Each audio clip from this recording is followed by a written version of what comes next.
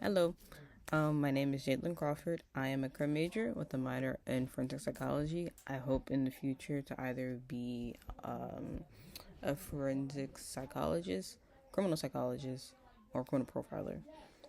I did write out something, like I answered the question, so if you see me looking to the sides because I'm reading.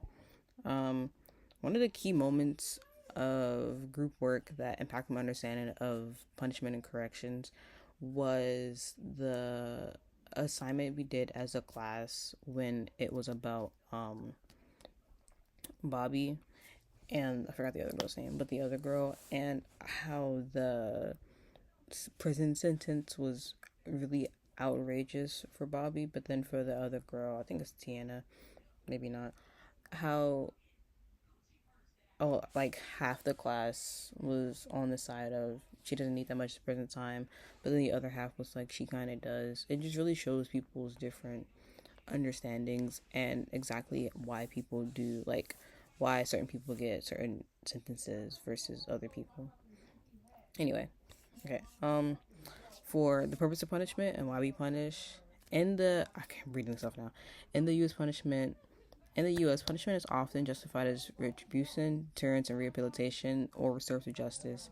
Erin Kelly argues that the system relies too heavily on moral blame, ignoring the role of social conditions. Blah, blah, blah. Social conditions. Um, oh my gosh, what is happening? Social conditions.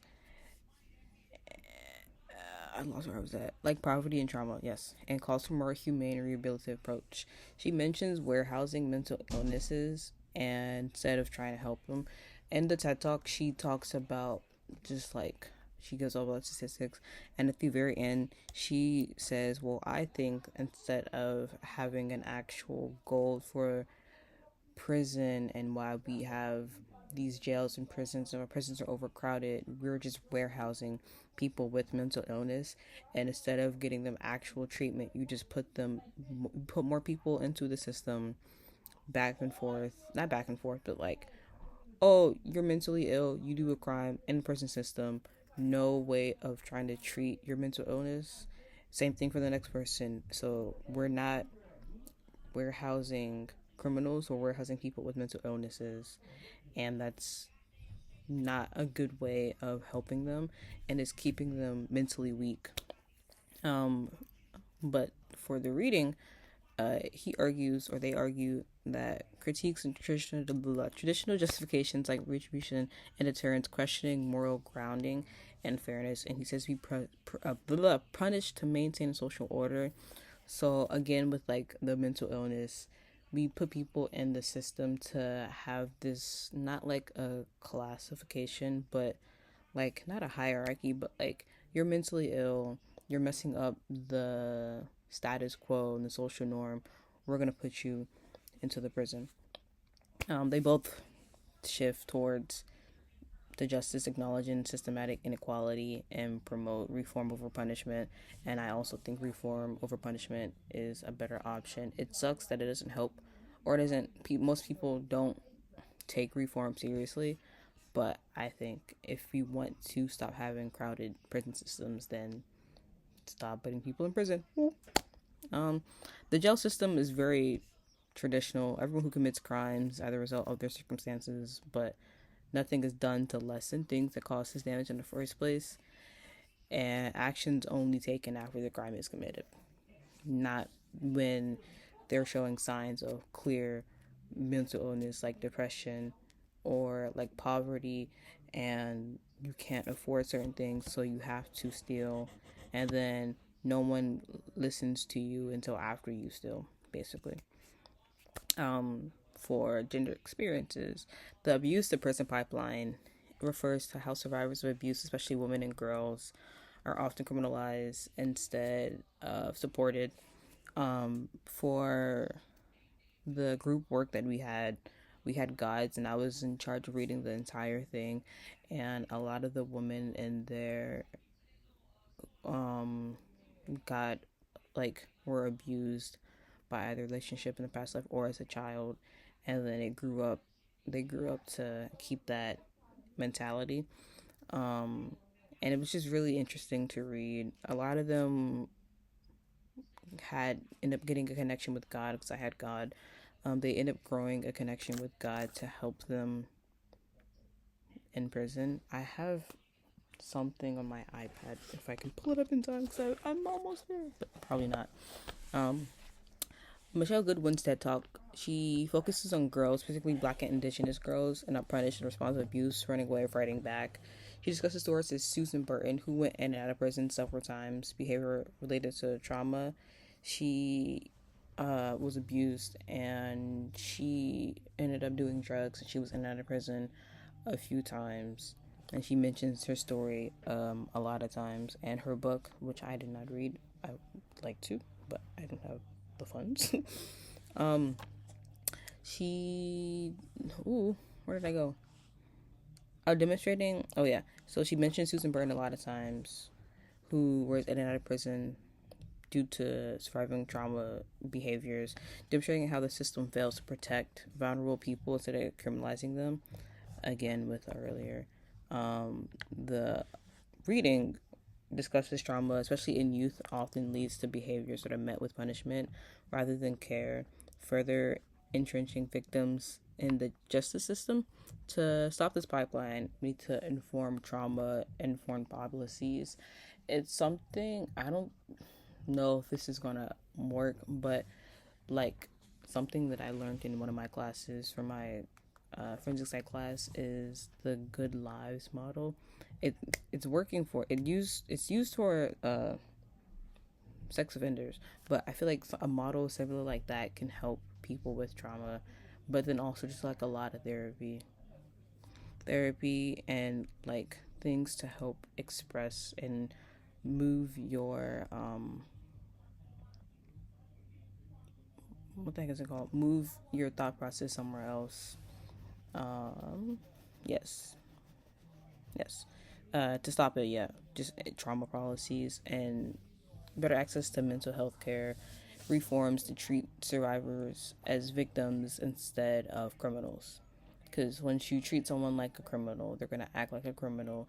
If you treat them like the victim, they'll act and express, and you can connect to them more as a victim via a criminal, or versus a criminal. Living in prison was really interesting. I can't remember most of the group projects that we had, but the gangs was really interesting, and how there's like gangs in the prison system, and how gangs aren't more of like the term gang, and it's kind of like a family in a way. And then God was really interesting. That's the one that I had. And a lot of people are converting to Christianity. A lot of women are converting to Christianity. One of the quotes that I remember is this one lady who said that she was part of the LGBT, and she thought that, well, I'm in prison. I'm already not the closer step to connecting with God. So, and that's going to help me. That's not going to help me get to the, I can't think of what it's called. I'm not really religious, but I used to be. But it's not gonna help her get to what she wants, and which is like true happiness when she dies. So she connected stronger with God. A lot of people did, and like the prison system kind of allowed for that to happen. And then also a lot of men are converting to Islam, which I thought was really interesting. There's a lot of things that go on in prison, which is just like, huh, I would have never thought about it that way. Um, for dying in prison, this was really, I didn't come to class, but I did think this was, I think, my favorite topic learning about, because I know a lot of people die in prison. Either it's you get killed in prison or you just die of old age. But this was interesting. Life sentences and end of life care in prison. Oh, end of life care in jail presents serious ethical and policy problems with human dignity, equality, and the purpose of punishment. 85% of the prisoners in the Angola prison, they do end up dying there. The hospice demonstrates a really like way of restoring your dignity even under harsh conditions. Um, a lot of the people who were in the hospice, from what I remember of the video, they thought of the hospice as like a way to kind of like take back humanity that they've lost, because one of the people in there said that their first time like dealing with death is the person that they've killed themselves. So the hospice kind of feels like, we're helping them back. And then another quote, not quote, but another thing in the hospice video was some guy saying like, oh, we grow up, not grow up in prison, but we live our lives in prison, so we see these guys from when they come in to when they're about to die, and they end up becoming family because you see them more than you see your own family at this point. So helping this prisoner that you met in prison from age whatever to whatever kind of feels like, you're kind of appreciating what they did, because you build connections in the system, of course. No End in Sight highlights the emotional and financial costs of keeping older individuals in with No Way Out. It's really, really interesting. It's just, I don't agree with keeping older people in prison, but there are some old monsters in there, whatever. Um, Reducing harm. To create harm reduction institutions, we have to encourage healing, accountability, and the humanity of all participants. Tell Chrissy I love her. I listened to it while I was doing other work. It emphasizes emotional death and loss potential of people sentenced or the retribution system. That podcast was really interesting to hear. The entire scenario is just really like, wow, that's crazy. The reading advocates for restorative justice and focus on mending harm through community engagement and rehabilitation and interrogation, which I also agree with. Um, yes.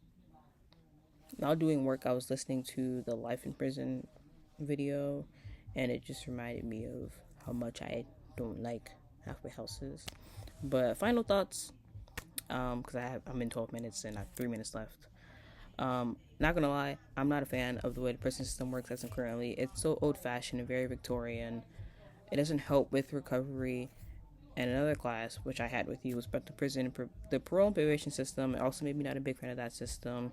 We just tend to put people in prison, but then leaving them in situations. And oh my gosh, we people in prison which have awful living situations because they're overcrowded and too many people in the prison system, and then we start killing them off, or they dying off in the cells because of old age. Instead of keep putting people in prison systems, I don't like. We have funding. I feel like we have the funding to do this, but people that are mentally ill, there should be a completely different thing to have mentally ill individuals who are also incarcerated versus people that are just incarcerated individuals. A lot of people who end up in prison are people who are either mentally ill, are poor and living in poverty, or people of color, and there's no ways to help those minority groups, and just the easy way to get them out of your face is to just put them in prison. Not the best thing, not the smartest decision ever. This class was really interesting to be through. I don't like the prison system, so I couldn't enjoy this class as much as I could. But I do enjoy your classes, which is why I took this class, because I had you for probation system. Yay! Probation pro. I think that's all I really have to say. Thank you for the semester. I'm sorry that I stopped coming to class. I mentally couldn't do it after I made a lot of things and family things going on. My anxiety got really, really bad. Thank you. Yay!